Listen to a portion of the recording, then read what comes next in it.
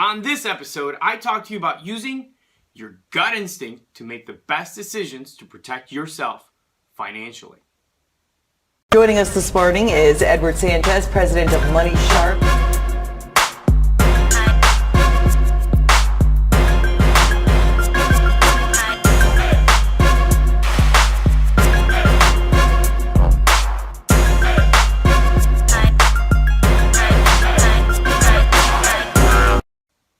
Welcome back to the Money Sharp Show. I'm Edward Sanchez, and I'm glad that you're here. In this episode, we're talking about using your gift of your gut instinct, and it's vital, it's important, it's essential. Gavin de Becker wrote this amazing book almost 20 years ago called The Gift of Fear, and he talks about this core instinct that we have, that we're born with. You know, when an animal, a zebra, enters into a situation and can sense that there's danger, a lion nearby, uses that sense and goes with it, that gut instinct, and flees because they understand the danger that is inherently in place. Similarly, we find ourselves in a situation and we hear stories of a young lady in a parking garage late at night, is about to get into an elevator. This is one of the examples he gives in his book, Gavin, and she sees this dark, looming figure, in the elevator and doesn't know if she should go in or not. But because she's so concerned about looking bad, she goes against her gut instinct that says, don't get in that elevator. Don't trap yourself into the steel box late at night alone. She gets in the elevator anyway, ultimately to be assaulted. And so, had she listened to her gut instinct, had she gone with it, she would have fled, she would have ran, she would have not gone in the elevator. But she was more worried about what that person would have thought of her than she was over her own safety.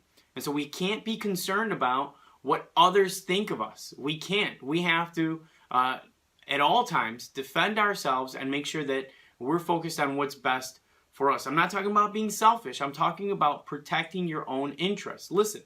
If you go to an acupuncturist, they want to put needles in you. If you go to a surgeon, they want to cut you open. If you go to a bankruptcy attorney, the bankruptcy attorney is going to want you to file for bankruptcy if you are a candidate. And just because you are a candidate for bankruptcy doesn't mean that's the best financial move for you. If you go to a lender, they're going to want to refinance you or restructure your loan. If you're a candidate for a refinance, doesn't mean that that's the best move for you. Have you refinanced recently in the past? What are the costs that are going to be involved? And how does a refinance fit into your overall debt reduction plan or strategy? If it's part of your plan and strategy and it's saving you money and you've weighed out the costs, then it could be a good move for you. But in every instance, okay?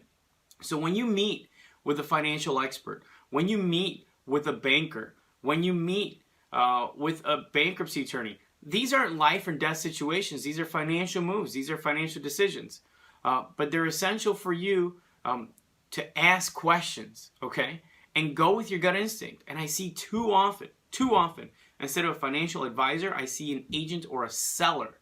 And all the seller is doing is pushing product, as opposed to trying to find and trying to understand the needs of their client and find a product that meets those needs best, okay? So when you're sitting across from an expert, someone that knows more than you want to make sure that you're looking at specifically. If someone knows more than you in this situation, that they can explain it to you, they can break it down. Use your gut. Ask those questions. And if it sounds really good, but it still doesn't make sense to you, your gut is telling you internally, I don't get it. I'm not comfortable. This does not make sense. I forgot to turn off the ringer. So if it doesn't make sense to you, ask questions until it does make sense. Sometimes it may be the right product. Sometimes it may be the right service for you, but it may not be the right person presenting it to you because that person is not taking the time, that individual is not taking the time to walk you through, to explain the benefits to you, to explain to you why this is going to help you. And that may be the right product for you, but if you're not comfortable with the individual that you're dealing with, then stop. Pump the brakes. Don't get into that steel box. Don't get into that elevator. It may not be life and death, but these things accumulate. And when you make a financial decision based on uncertainty or fear, if you're worried about how you're going to look, or you're worried about what the person sitting across from you is going to think of you, listen, I do it every year. I sit down with my accountant, my attorney, and we go over the financials. We go over the preparations and everything that's getting filed. And every year I still have more questions, and I've been doing this for a long time. But I won't leave the table until I understand and I remove all doubt about what's on the table. So I'm a pretty sharp guy, but I still ask questions so I can understand where we are. And the more I know, the better I can protect who? Myself. Okay? So it's not a lion chasing me, but it's important to listen to your gut instinct. Don't make a decision. Don't sign just because the person across from you is giving you some type of pressure tactic or they're making it sound really good. If it's really good, if it's that great, if it's that amazing, then logically they should be able to break it down for you. And they should be able to take the time to educate you for you to understand all the levels and benefits of whatever product, service that they're offering, be it a bankruptcy, a refinance, a consolidation, whatever is involved. How does this fit? How does this work out for you? If not, then you need to step back and assess. You need that cooling off period. Okay?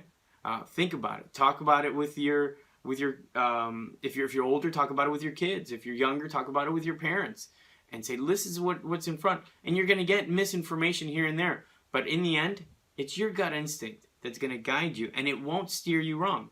If you go against your gut instinct and you sign anyway, that's where the trouble happens, and I see it far, far too often.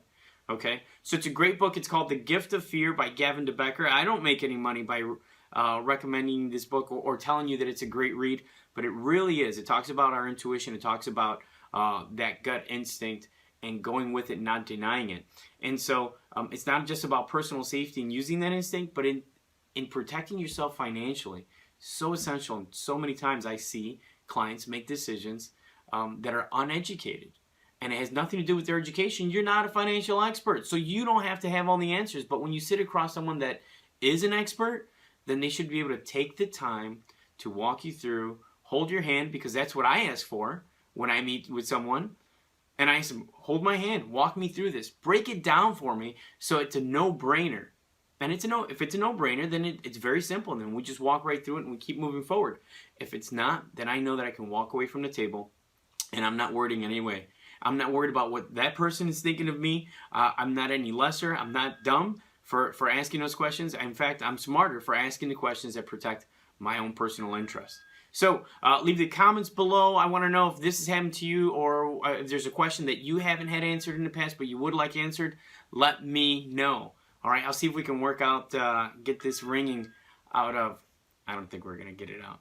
Either way, as always, I want to thank Dr. Wayne Dyer. God bless your soul. Tony Robbins and Gary Vaynerchuk. I'll see you next episode.